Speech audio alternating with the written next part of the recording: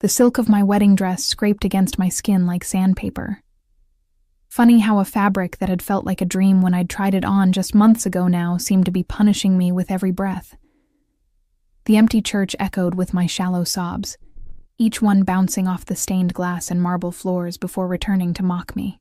The scent of lilies, my carefully chosen flowers, now smelled sickeningly sweet, like perfume on a corpse. I sat alone in the front pew, where just an hour ago I'd expected to be standing beside David, exchanging vows and promising forever. The guests had all gone, uncomfortable whispers trailing behind them. My bridesmaids had tried to coax me to leave. But how could I? Where would I even go? Back to the apartment we shared? To my parents who had warned me he wasn't reliable? The humiliation burned hotter than my tears. "He's just running late," I had insisted, as the minutes ticked by.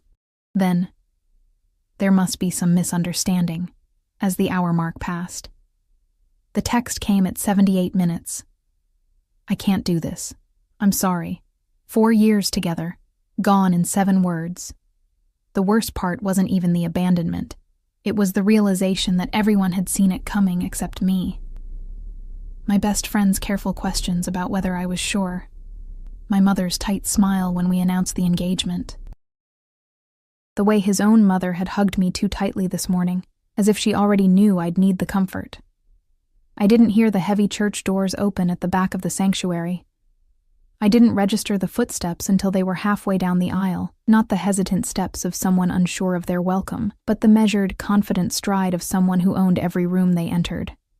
The sharp click of expensive shoes against marble made me look up through swollen eyes. He wasn't supposed to be here. This was a wedding for David's business associates and my family, not for him. I'd only met him once, at a corporate party where David had pointed him out with a mixture of fear and reverence. "That's Matteo Vitale," he'd whispered. "He basically owns half the city. Be nice, but don't engage." I'd nodded, intimidated by the man who stood apart from the crowd, watching everything with calculating eyes. Even from across the room, I'd felt the power radiating from him, something primitive in me recognizing a predator. And now here he was, walking down the aisle toward me, while I sat destroyed in my wedding dress. Matteo Vitale didn't hurry. He moved with the casual confidence of someone who knew the world would wait for him.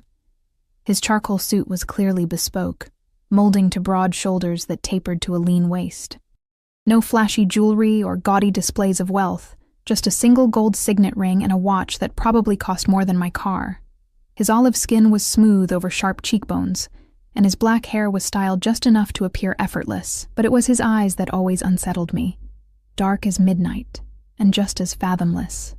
Eyes that saw everything and revealed nothing. Behind him, at a respectful distance, stood a man I recognized as one of his security personnel. The bodyguard remained at the entrance to the nave, his attention scanning the empty church. I quickly wiped my tears, a reflex of pride that seemed ridiculous given the circumstances. What did it matter if this man, this dangerous man, saw me broken? "Miss Foster." His voice was deep, accented just enough to remind you he wasn't American-born, though he'd lived here for decades according to David. "This is an unexpected situation." I let out a laugh that sounded more like a hiccup. That's one way to put it. Matteo didn't smile, but something flickered in those dark eyes. Amusement, perhaps, or assessment. He remained standing, looming over me like some beautiful, dangerous statue. "I came to pay my respects to the happy couple," he said. "Though it seems there is no couple to congratulate. Did everyone know except me?" I asked bitterly. Was it obvious to everyone that he would run? Matteo didn't answer immediately. Instead, he surprised me by sitting beside me on the pew, leaving just enough space that we weren't touching.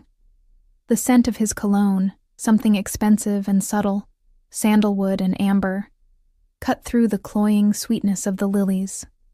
"Your fiancé has made a grave error in judgment," he said finally, each word deliberate and heavy with meaning.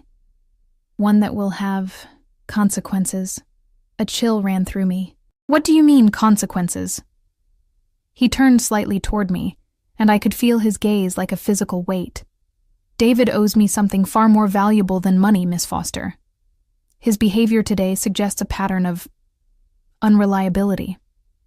I stiffened. Please don't hurt him because of me. Whatever is between you and David, this has nothing to do with you, he cut in smoothly. Business is business. But something in the way he looked at me suggested otherwise. It made me wonder what David had told him about me, about us. The scrutiny made me acutely aware of my tear-stained face, the mascara that must be smudged beneath my eyes, my hair falling from its carefully pinned arrangement. I should go, I whispered, more to myself than to him. But where? The question had no answer. As if reading my thoughts, Matteo said, "And where will you go? Looking like a bride with no groom, back to the apartment you shared, to face your family's pity?" My hands clenched in the voluminous fabric of my skirt. "That's none of your concern, Mr. Vitale." "Matteo," he corrected, his voice softening almost imperceptibly, "and perhaps it is my concern. David has disappointed us both today." Before I could respond, the church doors opened again. My heart leapt stupidly. Was it David coming to explain, to apologize?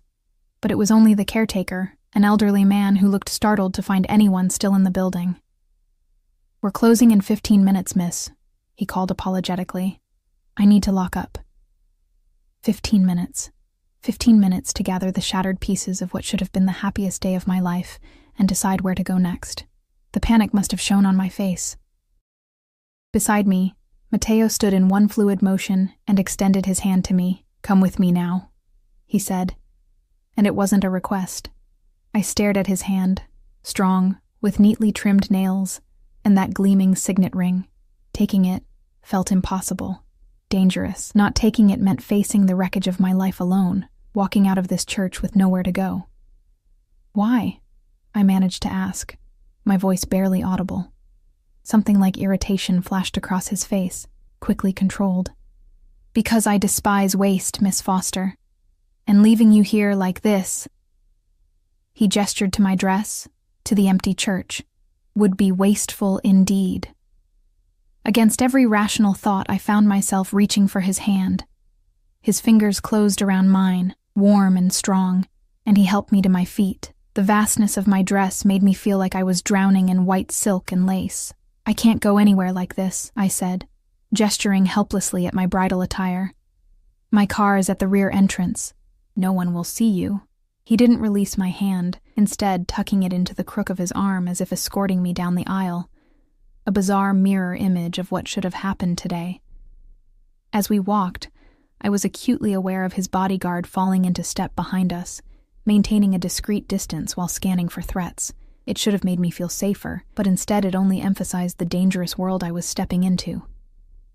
"I don't even know you," I said as we approached the side door of the church. "This is insane." Matteo glanced down at me, and for a split second, I caught something in his expression, a hunger, quickly masked. "You know enough, Alexandra, and right now you have few options." The use of my full name, not the Alex everyone called me, sent a shiver up my spine. He'd done his research, or David had told him more about me than I realized.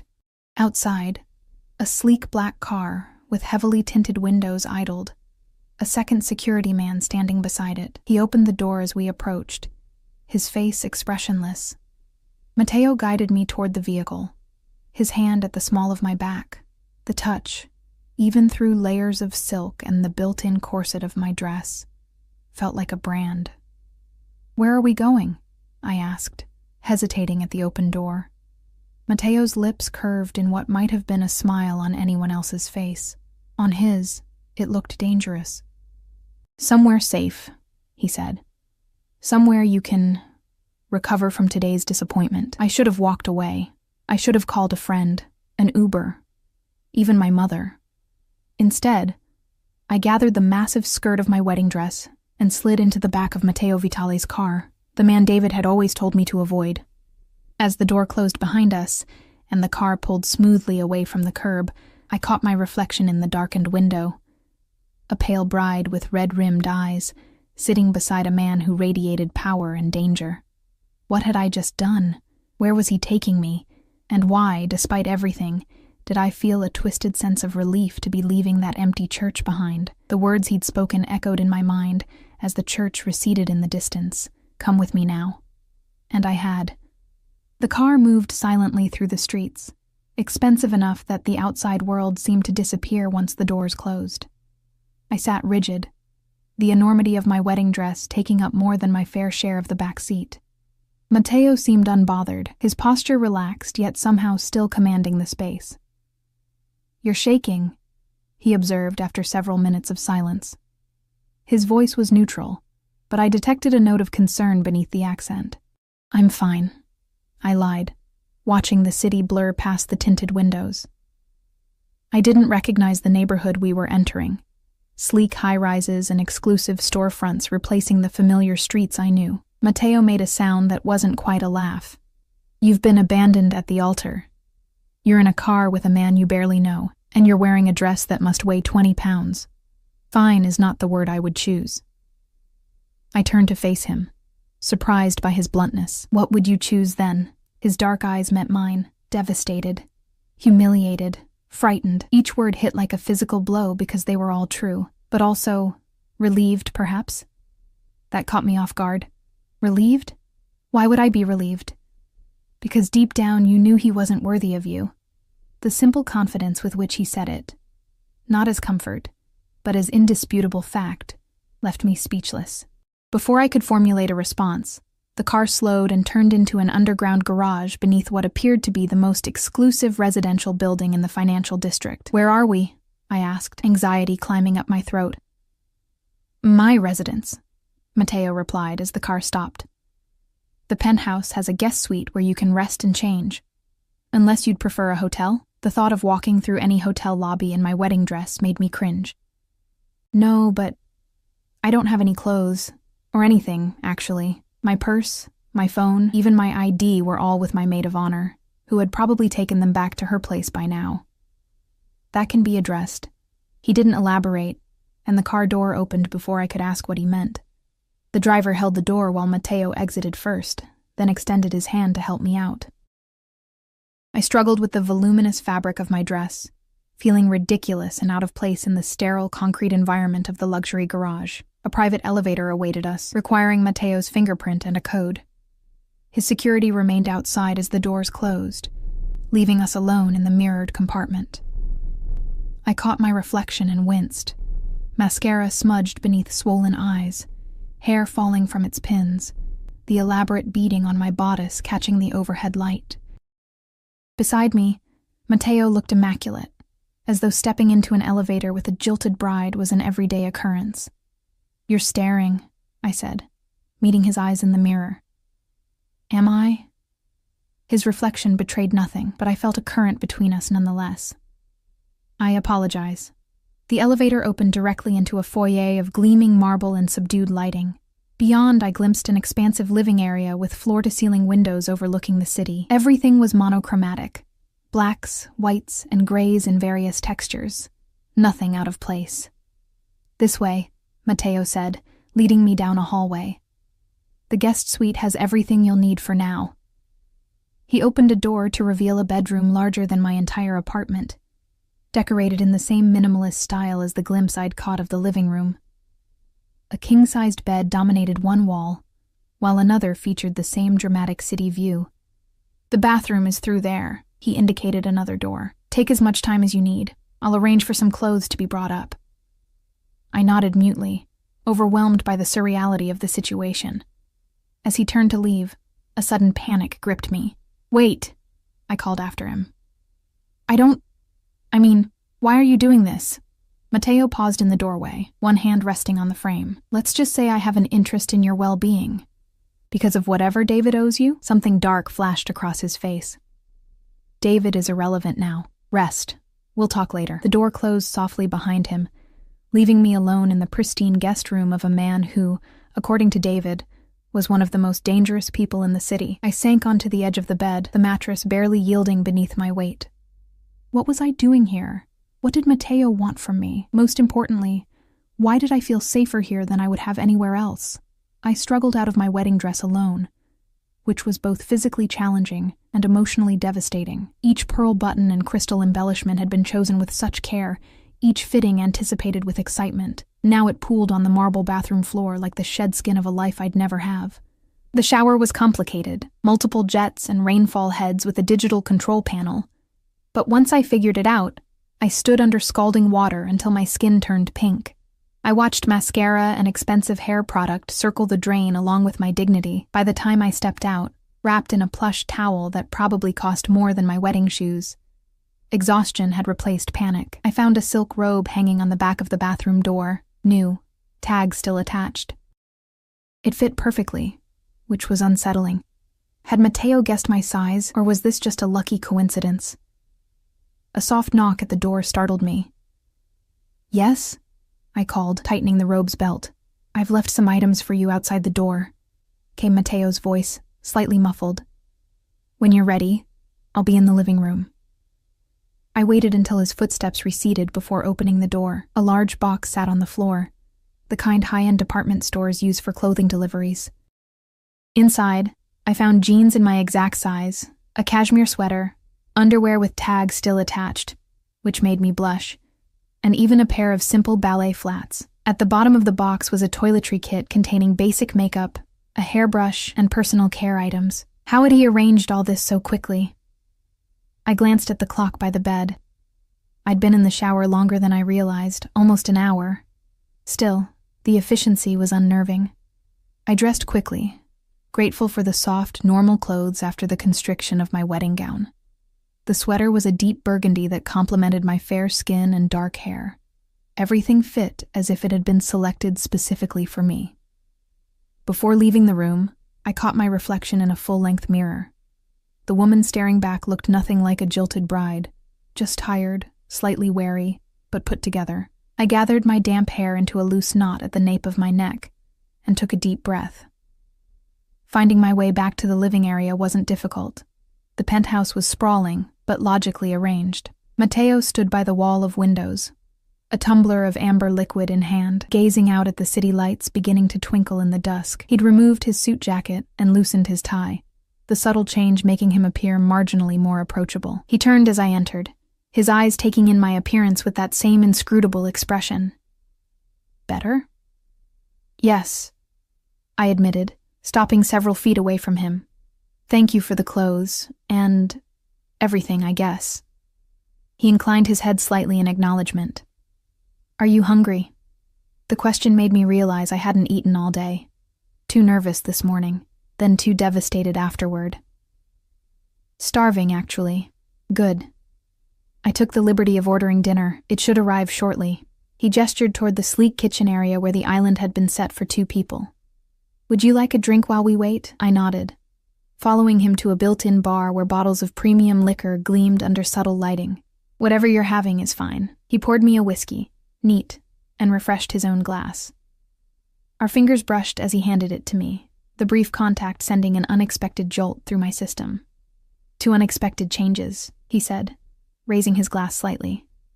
I gave a humorless laugh. That's certainly one way to describe today. The first sip burned pleasantly down my throat, warming me from the inside. I wandered toward the windows, taking in the spectacular view of the city below. "How long have you lived here?" I asked, searching for neutral conversation. 5 years, Mateo answered, coming to stand beside me. "Though I'm rarely here for extended periods." "Business travel?" His lips quirked in what might have been amusement. "Something like that." The deliberately vague answer reminded me exactly who I was with. David had never explicitly said what Mateo did, just that he was connected, powerful, and not someone to cross. The expensive penthouse, the security, the air of authority. It all fit the image of a man with dangerous influence. "So what happens now?" I asked, turning to face him. "You rescued me from the church, gave me clothes and shelter. What do you want in return?" Mateo's expression hardened slightly. "Do you think I expect payment?" "Everyone wants something," I replied, surprising myself with my boldness, especially men with power. He studied me for a long moment, those dark eyes giving away nothing. "What I want, Alexandra, is for you to recover from today's incident." Then we can discuss other matters. What other matters? I pressed, unease prickling along my spine. Before he could answer, a discreet chime sounded. Dinner, he said, setting down his glass and moving toward the elevator.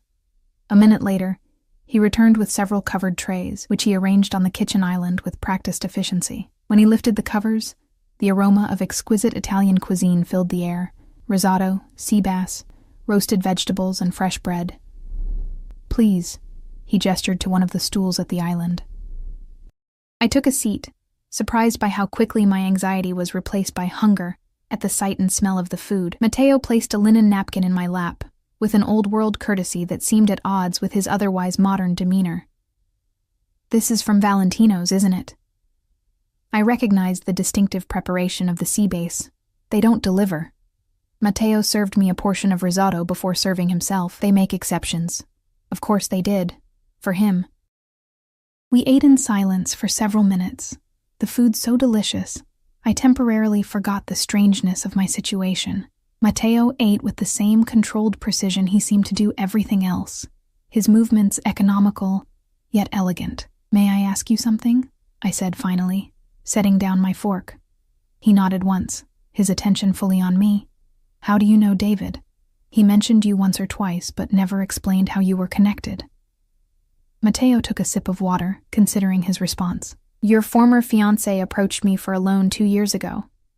His business was failing, and traditional banks had turned him down. I blinked in surprise. A loan?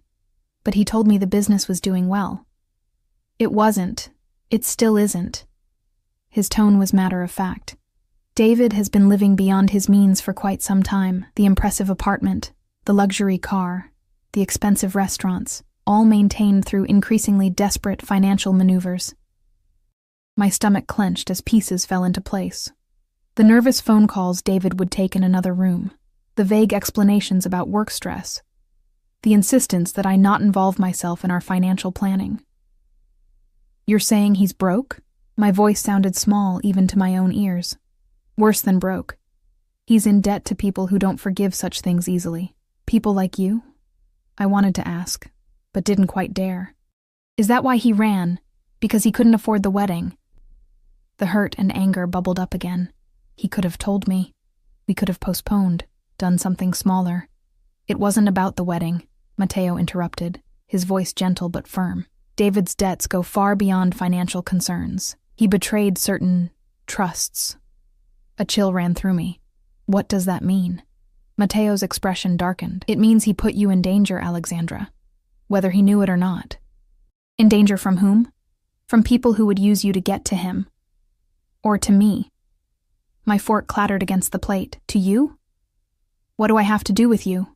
Matteo pushed his plate away slightly, his dinner apparently forgotten.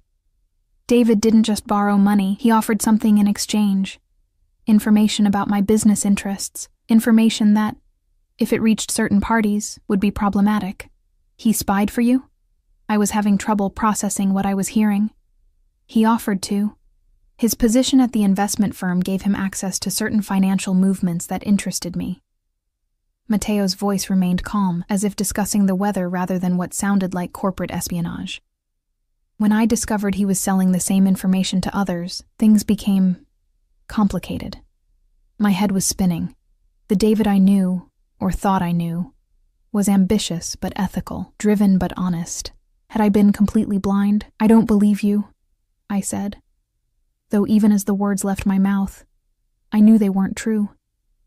The pieces fit too perfectly, explained too many inconsistencies I'd noticed but ignored. You do, Matteo countered softly.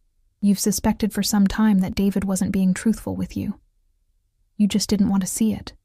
Tears pricked at my eyes, but I refused to let them fall. I'd cried enough today. So what now? Am I some kind of collateral damage in whatever game you and David were playing? No. The single word carried such conviction that my eyes snapped to his. You are not collateral, Alexandra. You are the reason I was at the church today. What do you mean?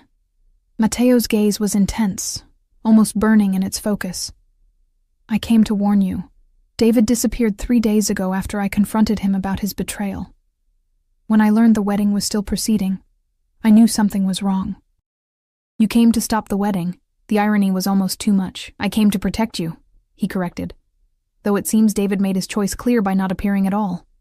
The implications of what he was saying slowly sank in. So David is, what, on the run? Matteo nodded once. And he left you to face the consequences alone. That is something I cannot forgive. The way he said it, the quiet intensity, the hint of barely restrained fury, made me realize that whatever was between Matteo and David went beyond business. There was something personal at stake. Why do you care what happens to me? I asked, my voice barely above a whisper. Matteo stood, coming around the island to stand beside my stool. Up close, the subtle scent of his cologne enveloped me again. When he spoke, his voice had dropped to match my whispered question. Because, Alexandra, you were never meant to be his. His words hung in the air between us, heavy with implication. I stared up at him, trying to process what he meant, what he was suggesting.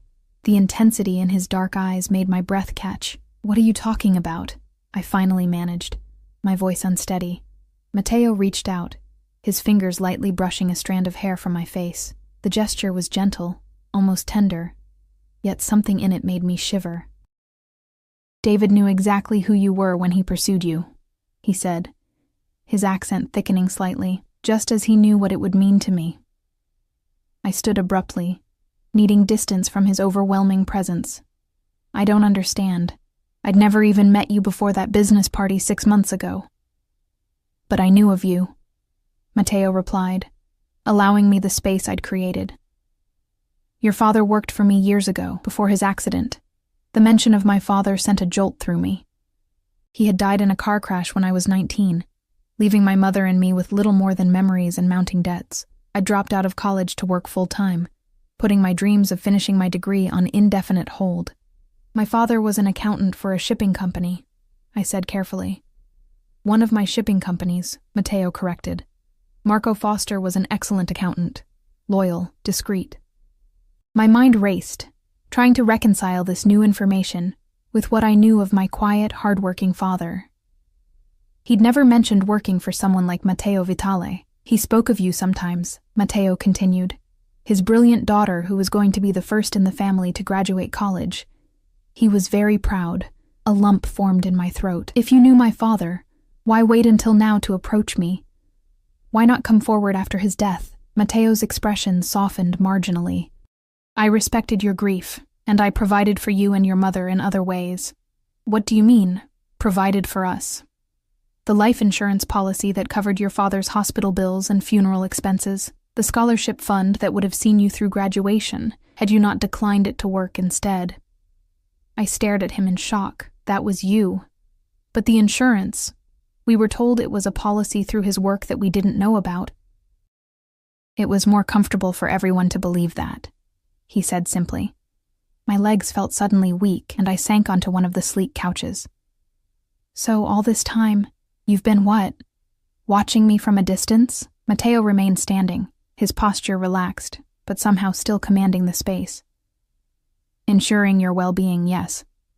Until David entered the picture. And what? You didn't approve of him dating me. Anger began to replace confusion. Did you have me investigated? Did you have him investigated? Of course. He didn't even attempt to deny it. When one of my most trusted employees' daughters becomes involved with someone in David's position, it warrants attention. That's invasive and controlling, and it revealed that David approached you deliberately, knowing exactly who you were and what you meant to me. I shook my head, trying to clear it. This is insane. I met David at a coffee shop. It was completely random. Nothing about David Miller is random, Matteo said, his voice hardening. He researched you, orchestrated your chance meeting, and pursued you with specific intent. What intent? I demanded. What could he possibly gain from dating me? Matteo finally moved to sit across from me, leaning forward with his elbows on his knees. Leverage, Alexandra. He thought having you would give him protection from the consequences of his actions. Having me, I repeated flatly. Like I'm some kind of asset. In his eyes, yes. Matteo's gaze never left mine.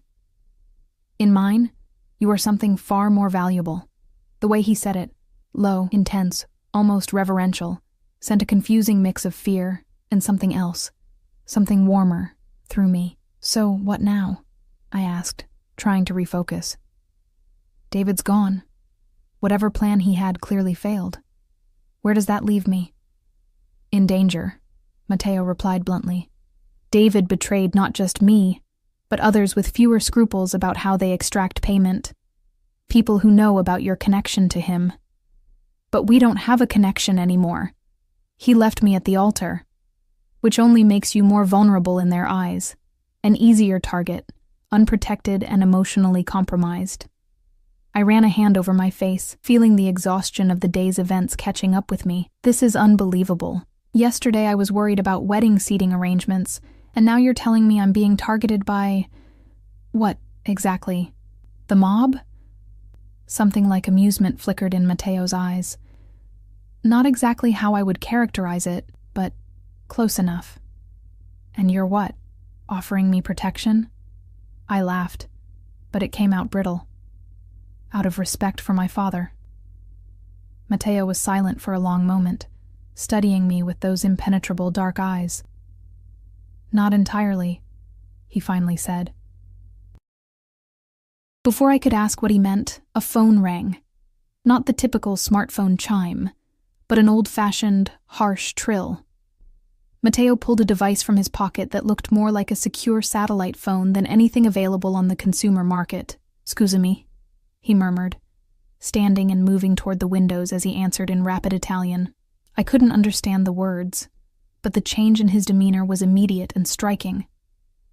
The man who had been sitting across from me, intense but controlled, was replaced by someone harder, colder.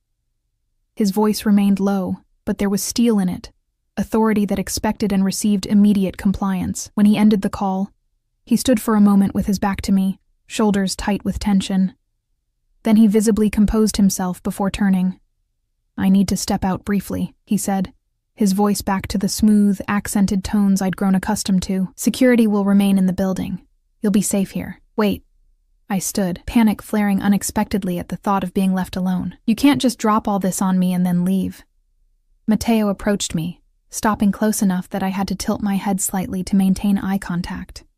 "I understand this is overwhelming, but there are matters that require my immediate attention if I am to ensure your continued safety. And I'm just supposed to sit here and wait?" His hand came up to cup my cheek, the touch startlingly warm against my skin. "Rest. Process what I've told you. I won't be long." Something in his touch, in the gentleness behind those dangerous eyes, made my objections die in my throat. I nodded mutely. "Good," he said softly, his thumb brushing once across my cheekbone before he withdrew his hand. "Try to sleep, Alexandra. Tomorrow we can discuss more permanent arrangements." Permanent arrangements. The phrase hung in the air as he retrieved his suit jacket and straightened his tie, once again becoming the impeccable, intimidating figure I'd first seen walking down the church aisle. At the elevator, he paused.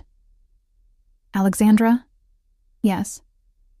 "I am truly sorry about today. No one deserves such treatment, least of all you." The sincerity in his voice was unexpected, making my throat tighten with emotions I couldn't identify. Before I could respond, he was gone, the elevator doors closing silently behind him. Alone in the vast penthouse, I wandered back to the windows, looking out at the city lights. Somewhere out there was the life I thought I would be starting today as David's wife. The honeymoon we'd planned, the apartment we'd shared, the future we'd mapped out, all of it had been a lie, apparently. A calculated move in some game I hadn't even known I was playing. I pressed my forehead against the cool glass, trying to organize my thoughts. If what Matteo said was true, and despite my initial resistance, I was beginning to believe it was, then my entire relationship with David had been built on deception. He'd pursued me because of my connection to Matteo, a connection I hadn't even known existed. But why would Matteo care who I dated? What was I to him beyond the daughter of a former employee? There was something he wasn't telling me. Something that explained the possessive edge in his voice when he said I was never meant to be David's. Exhaustion pulled at me, the emotional trauma of the day finally catching up to my body. I made my way back to the guest suite, collapsing onto the enormous bed, still fully dressed. Questions swirled in my mind, but the pull of sleep was stronger than my confusion.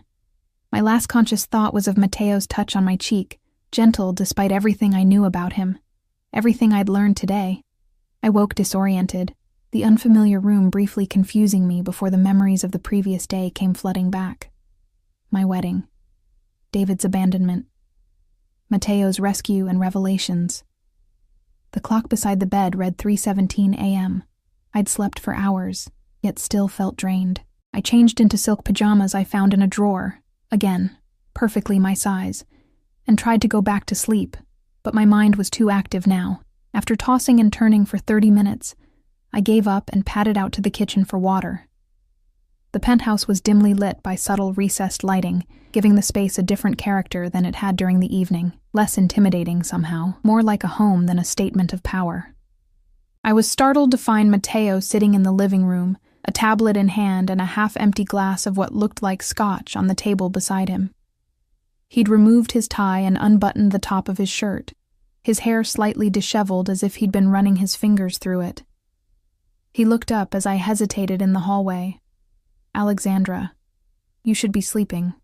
So should you," I countered, continuing toward the kitchen. "I just wanted some water," and I heard him set down the tablet as I filled a glass from the filtered tap. When I turned, he was standing at the edge of the kitchen area, watching me with that same inscrutable expression. "You've been working this whole time?" I asked, nodding toward the tablet.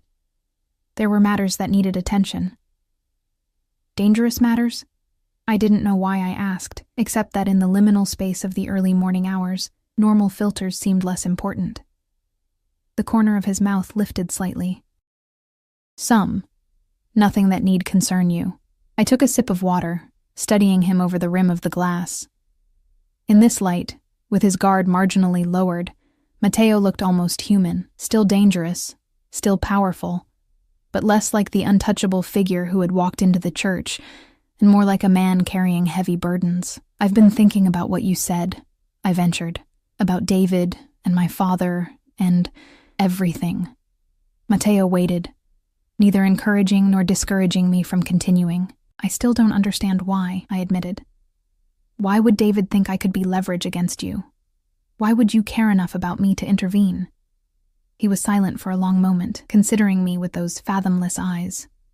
"Your father and I were more than employer and employee, Alexandra. We were friends. When he died, I promised to look after you and your mother. That doesn't explain why David thought having me would give him protection from you, or why you said I was never meant to be his." I set down the water glass, gathering my courage. "There's something you're not telling me." Mateo's expression shifted subtly, something like respect flickering in his eyes. "You're very direct. It's been a confusing 24 hours. He inclined his head in acknowledgement. "Walk with me," he said, gesturing toward the wall of windows overlooking the sleeping city. I followed, hyper-aware of his presence beside me as we stood side by side, looking out at the urban landscape below. "Your father asked something of me before he died," Mateo said finally. "Something I've honored for years, despite complications." "What did he ask?" Mateo turned to face me, his expression more open than I'd yet seen it. "He asked me to keep my world separate from yours, to ensure you had a normal life, free from the complexities of my business interests." I took a step back, processing his words. "My father wanted to keep me away from you?" "Why? Not from me specifically," Mateo clarified. "From my world. From the dangers and complications that come with it." "And what world is that exactly?" I asked, though I already suspected the answer from David's warnings, from the security personnel, from the power that seemed to radiate from the man standing before me. Mateo's eyes never left mine. "I think you know, Alexandra. I want to hear you say it." A hint of approval flickered in his expression at my directness. "I control certain interests in this city, shipping, real estate, import, export, some legitimate, others less so." "You're in the Mafia," I said bluntly. His lips quirked. "That's an oversimplification, but not entirely inaccurate. I lead an organization with roots in Sicily. though we've evolved beyond what most people imagine when they hear that term. Despite having suspected as much, hearing him confirm it sent a chill through me. I wrapped my arms around myself, suddenly aware of my thin pajamas and vulnerable position. And my father worked for you, knowing this? Your father was an accountant for my legitimate businesses, Matteo said. He kept himself willfully ignorant of the rest, though I think he suspected. When his suspicions grew too strong, he asked to leave my employment. And you let him? I was surprised, given what I knew about such organizations. Of course. Marco was a friend. I arranged a position for him at another company, still within my sphere of influence, but further removed. A shadow passed over Matteo's face. His death was unexpected. A genuine accident, contrary to what you might be thinking. I hadn't been thinking that, but now that he mentioned it, doubt crept in. Was it really an accident? Yes. The certainty in his voice was absolute. I investigated thoroughly. The truck driver who hit your father's car had fallen asleep at the wheel after working a double shift. A tragedy, but not one orchestrated by enemies. Relief washed through me, followed immediately by confusion. So, if my father wanted to keep me away from your world, why are you inserting yourself into my life now? Because David Miller forced my hand. Anger flashed in Matteo's eyes, quickly controlled. When he targeted you specifically, knowing of your connection to me, he broke an unspoken agreement. He made you a pawn in a dangerous game. But what exactly was his plan? What did he hope to achieve by marrying me? Matteo moved to the sleek bar and poured a small amount of amber liquid into a glass, offering it to me. When I shook my head, he took a sip himself before answering. David was gathering information for a rival organization, using his position at the investment firm to track my legitimate financial movements, then selling that intelligence. His voice hardened. When I discovered his betrayal, he must have panicked. He accelerated your wedding plans, thinking I wouldn't move against him if he were married to the daughter of my former friend. So I was just insurance? A human shield? The hurt and humiliation of the abandoned wedding took on a new dimension, even more painful than before. In his eyes, yes. Matteo set down his glass and moved closer to me, his presence both intimidating and oddly comforting in the dim light. In my eyes, you became something I needed to protect at all costs. Because of a promise to my father, I said, trying to understand.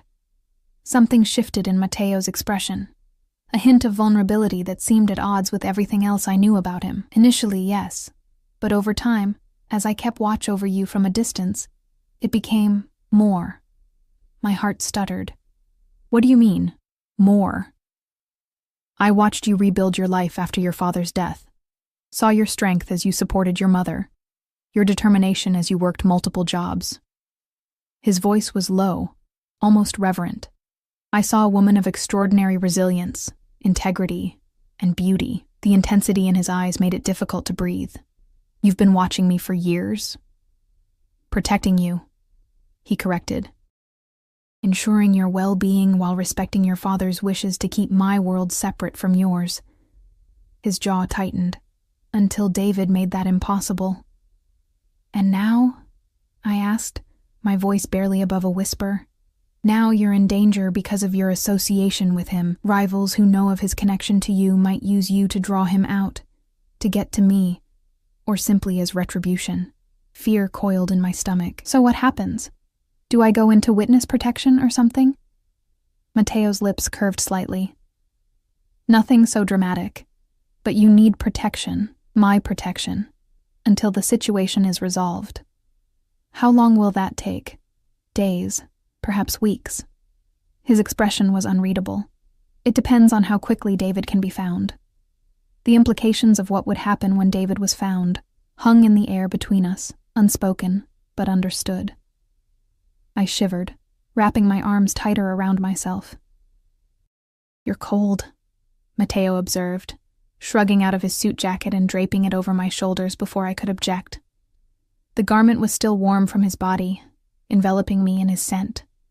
That subtle cologne mixed with something uniquely him. It was absurdly large on my frame, but somehow comforting, despite everything I'd learned tonight.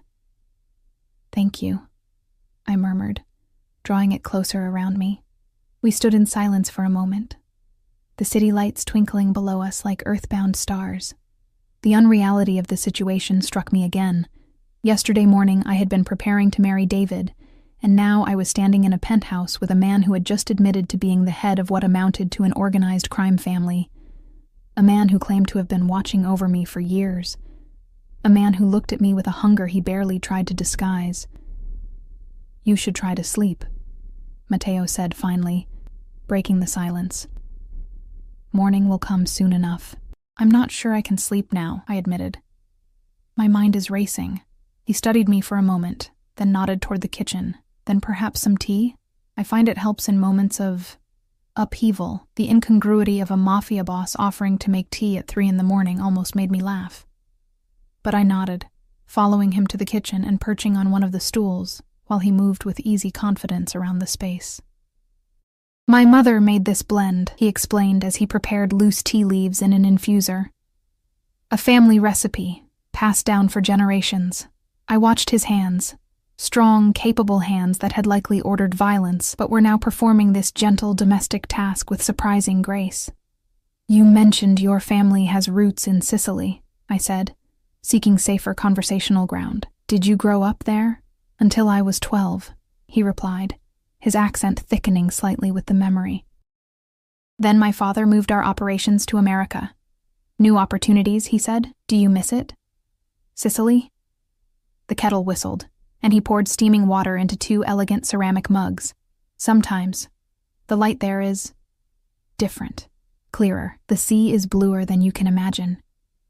There was a softness to his voice when he spoke of his homeland that humanized him in a way nothing else had. For a moment, I could glimpse the boy he had been before he became the powerful, dangerous man who stood before me. He placed a mug in front of me, the aromatic steam carrying notes of chamomile, lavender, and other herbs I couldn't identify. "Careful, it's hot." I wrapped my hands around the warm ceramic, inhaling the soothing scent. "Thank you." Matteo leaned against the counter across from me, his own mug cradled in his hands. The domesticity of the scene was surreal after everything that had happened, everything I'd learned. "May I ask you something?" I ventured after taking a cautious sip of the surprisingly delicious tea. He inclined his head in permission. "If David hadn't targeted me, if he hadn't dragged me into this world, would you have ever approached me? Or would you have just watched from a distance forever?" Matteo considered the question, his dark eyes thoughtful. "I had resigned myself to honoring your father's wishes," he said finally.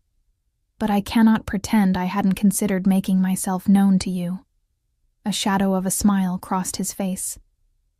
"I had even begun transferring some of my more problematic interests to associates, considering a move toward fully legitimate business ventures." I stared at him in surprise. "Because of me?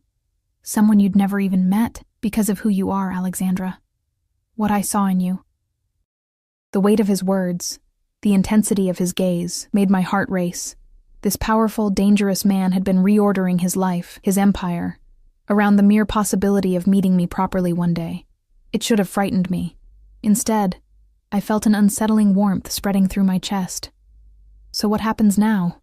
I asked, my voice steady despite the turmoil inside me. Matteo set down his mug, his expression becoming more serious. "Now you stay under my protection until David is found and the threat is neutralized. I have a property in the mountains, secluded and heavily secured. We'll leave tomorrow." "We?" I raised an eyebrow. "Don't you have an organization to run?" That almost smile again. "I can manage most matters remotely, and your safety is my priority at the moment." "And after, when David is found and the threat is gone?" Matteo was silent for a long moment, his eyes never leaving mine. "After, you will be free to return to your life. Or? My heart seemed to skip a beat. "Or you might consider a different path." The intensity in his gaze made his meaning clear, even if his words remained ambiguous. I should have been appalled. This man represented everything I'd been raised to avoid: power exercised outside the law, wealth gained through questionable means, a world of threats and violence. Yet in the strange liminal space of this early morning hour, with the city sleeping below us, and the warmth of his tea and his jacket enveloping me, I couldn't summon the appropriate outrage or fear. Instead, I found myself wondering what it would be like to be the focus of all that intense attention, all that carefully controlled passion, to be protected and cherished by someone with the power to reshape the world around them. "I think that's a conversation for another time," I said finally, my voice steadier than I felt. "After all this is resolved," Matteo inclined his head, accepting my non-answer with grace. "Of course. For now, you should rest. We leave at noon." I finished my tea, the herbs working their magic as a pleasant drowsiness began to replace the anxious energy that had driven me from bed. When I stood to return to the guest room, Matteo remained where he was, though his eyes followed my movement. At the hallway, I paused, slipping his jacket from my shoulders and holding it out to him. "Thank you. For the tea. And for telling me the truth." He took the jacket, our fingers brushing in the exchange. The brief contact sent a jolt of awareness through me that had nothing to do with fear. "Always," he said simply. "Sleep well, Alexandra." As I made my way back to the guest room, I could feel his eyes on me, protective and possessive all at once. I should have been running for the door, calling the police, reaching out to friends or family, anything but calmly going to bed in the home of a man who had just admitted to being what amounted to a Mafia don. Instead, as I slid between the luxurious sheets, I found myself wondering what the mountain property would be like, and why the prospect of going there with Matteo filled me with anticipation rather than dread. Morning came with golden light filtering through windows I hadn't bothered to cover. I woke feeling surprisingly rested, despite the emotional upheaval of the previous day. For a brief, blissful moment, I existed in the liminal space between sleep and full consciousness, before reality crashed back. My abandoned wedding, David's betrayal, Matteo's revelations, and the danger that apparently surrounded me. I showered quickly, finding fresh clothes laid out on the bed when I emerged from the bathroom, simple, expensive pieces in my exact size. A cream cashmere sweater, dark jeans, and leather ankle boots, along with necessary undergarments. The sight was both comforting and unsettling. How long had Matteo been keeping tabs on such intimate details? When I ventured into the main living area, I found him speaking in rapid Italian on his secure phone, pacing by the windows. He'd changed into dark slacks and a charcoal button-down, the sleeves rolled to reveal strong forearms. Without his suit jacket and tie, he looked marginally less intimidating, but only marginally. He ended the call when he saw me, slipping the phone into his pocket. "Good morning, Alexandra. Did you sleep well?" "Better than I expected," I admitted. "You?" "I rarely sleep more than a few hours." He gestured toward the kitchen island where breakfast had been laid out. Fresh fruit, pastries, coffee. "Please eat. We have a drive ahead of us." I took a seat at the island, selecting a croissant and some berries. "How far is this mountain property?" "About 3 hours north," Matteo replied, pouring coffee into a mug and sliding it toward me. "Remote enough to be secure, close enough to maintain necessary connections." I nodded, taking a sip of the perfect coffee. "What should I pack? I don't exactly have any of my things." "Everything has been arranged." Of course it had. "Anything specific you require, we can acquire on the way."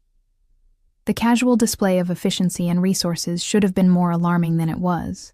Instead, I found myself oddly comforted by his competence, by the sense that he had considered every detail. "Have you heard anything about David?" I asked, the question slipping out before I could reconsider. Matteo's expression hardened slightly. "There have been sightings near the Canadian border. He's running, as expected." I absorbed this information, surprised by my own lack of emotional response. The man I'd planned to marry was fleeing the country, and all I felt was a distant curiosity. "What will happen when you find him?" I forced myself to ask the question that had been hovering at the edges of my mind. Matteo studied me for a long moment. "Do you really want to know?" I met his gaze steadily. "Yes." "He'll be given a choice," Matteo said, his voice matter-of-fact. "Return what he stole and accept exile, or face more permanent consequences." A chill ran through me at the implication, but I appreciated his honesty. And the people he sold information to? The ones who might come after me? That situation is being resolved as we speak. The cold certainty in his voice made it clear what resolved meant.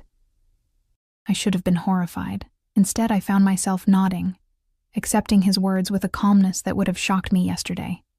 Had I changed so much in 24 hours? Or had something in me always understood this darker world, been prepared to accept it when necessary? "Finish your breakfast," Matteo said, his tone gentling. "We should leave soon. I don't like to keep predictable patterns." I ate quickly, aware of his occasional glances. When I finished, he led me to the private elevator, his hand resting lightly at the small of my back. The casual possessiveness of the gesture should have bothered me. It didn't. In the garage, a different car awaited us, a sleek, dark SUV with heavily tinted windows. One security man sat behind the wheel, while another stood by the rear door, alert and watchful. Both men nodded respectfully to Matteo, their eyes barely registering my presence. "Alexandra, this is Bruno." Matteo indicated the driver. "And Luca," the man holding the door. "They will be accompanying us to the property." I murmured a greeting, noting how neither man quite met my eyes. They were professional, respectful, but maintained a careful distance.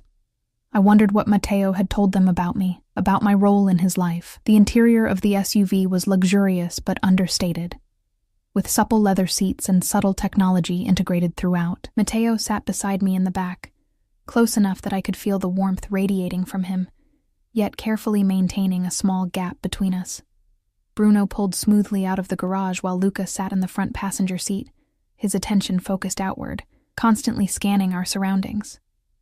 As we drove through the city, I watched the familiar landmarks slide past, feeling as if I were seeing them from a different reality. Less than 48 hours ago, I had been a bride-to-be, planning a honeymoon, looking forward to a future with a man I thought I knew.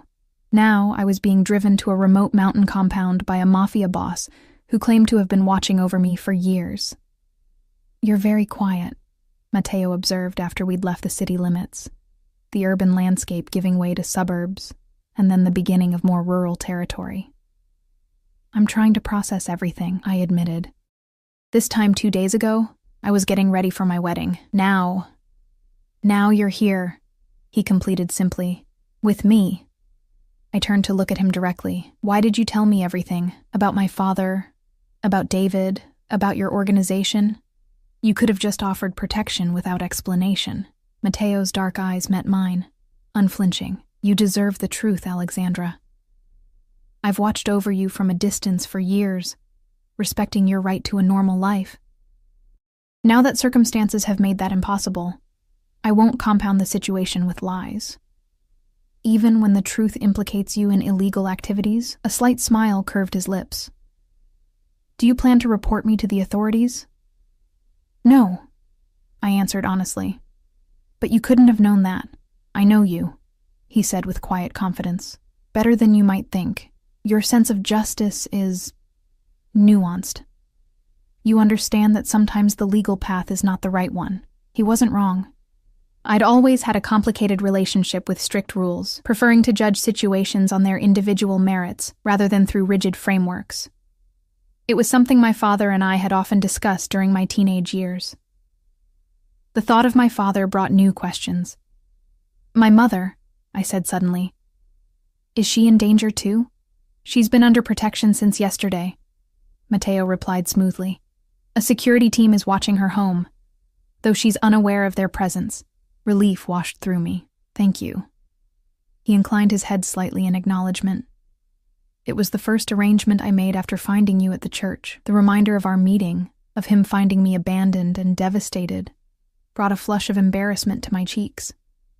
"I must have looked pathetic." "You looked," he said carefully, "like someone who had been wronged, someone who deserved better." The intensity in his gaze made me look away, out at the passing landscape. We were entering mountainous territory now, the road beginning to wind upward through forests of pine and spruce. Occasionally I caught glimpses of pristine lakes in the valleys below, reflecting the clear blue sky. "It's beautiful here," I murmured, grateful for the change in subject. "This region has always reminded me of certain parts of northern Italy," Matteo said. Less dramatic, perhaps, but with its own quiet grandeur. We lapsed into comfortable silence as the SUV continued its ascent. After another 40 minutes, Bruno turned onto a private road marked only by an understated gate that opened automatically as we approached. No name, no indication of ownership. Just tall iron gates and a discreet security camera. The driveway wound through thick forest for nearly a mile before opening onto a clearing where a house stood. Though house seemed inadequate for the structure before us, it was a modern interpretation of a mountain lodge, all clean lines and vast expanses of glass, yet it managed to blend harmoniously with its natural surroundings. Built into the slope of the mountain, it offered what must be spectacular views of the valley below. "We're here," Matteo said unnecessarily as the SUV came to a stop at the front entrance. Luca exited first, scanning the area before opening Matteo's door. Bruno remained at the wheel, alert and watchful. The air was crisp and pine-scented as I stepped out, several degrees cooler than in the city. I wrapped my arms around myself, breathing deeply. "Come," Matteo said, placing a hand lightly at the small of my back again. "Let me show you inside." The interior of the house was even more impressive than the exterior, open and airy, with soaring ceilings and walls of glass that brought the mountain landscape inside. The decor was understated luxury, natural materials and neutral tones with occasional bold accents. A massive stone fireplace dominated one wall of the great room, while the opposite wall was entirely glass, showcasing a breathtaking view of the valley and mountains beyond. "This is..." I trailed off, searching for an adequate word. "One of my favorite places," Matteo finished for me. "I come here when I need to think, to plan, to be away from the complications of the city." "It's beautiful," I said simply. He watched me take in the space, something like pleasure in his dark eyes. "Your room is this way," he said after a moment, gesturing down a hallway. "I thought you might like to settle in, rest before dinner." I followed him down a corridor of polished wood to a suite that took my breath away. Like the great room, it featured a wall of glass overlooking the mountains, with a king-sized bed positioned to take full advantage of the view. The adjoining bathroom was a study in luxury, a deep soaking tub positioned by a window, a shower with multiple heads, dual vanities of marble and brushed gold. "This is... excessive," I said, overwhelmed by the opulence. Matteo's lips quirked. "I prefer comfortable." I ran my hand over the plush duvet, noting a closet door that stood slightly ajar, revealing clothing, women's clothing, already hung inside. "Everything should be in your size," Matteo said, following my gaze. "If anything is missing or not to your liking, we can arrange alternatives." The thoroughness of his preparation was both impressive and slightly unnerving. "Thank you," I said, not knowing what else to say in the face of such comprehensive care. He nodded once. "I'll leave you to settle in. Dinner will be at 7, if that suits you." "That's fine," I replied, suddenly aware of being alone with him in this bedroom, miles from civilization. Matteo seemed to sense my discomfort, taking a step back toward the door. "Alexandra," he said, his voice softening. "You are a guest here, not a prisoner. Your comfort and safety are my only concerns." I met his gaze, seeing the sincerity there. "I know," I said, surprised to find I meant it. Despite everything, his admitted criminal activities, the danger surrounding us, the strange circumstances that had brought us here, I did feel safe with him. Safer than I had with David, I realized with a jolt. "I'll see you at dinner," he said, then left, closing the door softly behind him. Alone in the luxurious suite, I sank onto the edge of the bed, trying to process the surreal turn my life had taken. 2 days ago, I'd been preparing to marry a man who, it turned out, had targeted me as leverage against Matteo. Now I was in a mountain retreat with the very man David had sought to manipulate, a man who claimed to have been watching over me for years, a man who looked at me with undisguised hunger tempered by careful restraint. I should have been terrified. Instead, I felt curious, intrigued, and most disturbingly, drawn to the dangerous man who had brought me here. The afternoon passed quietly as I explored my suite and the items that had been provided for me. The closet contained an array of casual yet expensive clothing: jeans, sweaters, blouses, even a few dresses, all in my size and in styles I would have chosen myself. The bathroom was stocked with high-end toiletries, including the exact brand of shampoo I used at home. The attention to detail was both thoughtful and disconcerting. How long had Matteo been collecting this information about me? How closely had he been watching? At precisely 7, I made my way to the great room, dressed in dark jeans and a soft blue sweater I'd found among the provided clothes. Matteo stood by the wall of windows, gazing out at the twilight settling over the mountains. He'd changed into more casual attire as well, dark slacks and a simple button-down shirt, the sleeves rolled to reveal those same strong forearms I'd noticed earlier. He turned as I entered, his eyes taking in my appearance with appreciation. "You look lovely," he said simply. "Thank you," I replied, feeling oddly shy. "This place is incredible. I'm glad you like it." He gestured toward the dining area, where a table had been set for two beside another wall of windows. "Shall we?" Dinner was a surprisingly relaxed affair. The food was excellent, a simple but perfectly prepared meal of roasted chicken, seasonal vegetables, and crusty bread, accompanied by a wine that probably cost more than a month of my former rent. Matteo proved to be an engaging conversationalist, knowledgeable on a wide range of topics, from art to history to literature. Sitting across from him, watching the play of candlelight on his features, it was easy to forget who and what he was. In this setting, he seemed simply a cultured, intelligent man, sharing a meal with a guest he wished to impress. But then his secure phone would vibrate, and he would excuse himself briefly to take a call in rapid Italian, his voice taking on that edge of command that reminded me exactly who sat across from me, a man of power, of danger, of secrets. As we finished the meal with coffee and a simple dessert of fresh berries and cream, I gathered my courage to ask the question that had been hovering at the edges of my mind all day. "What happens after this is all resolved?"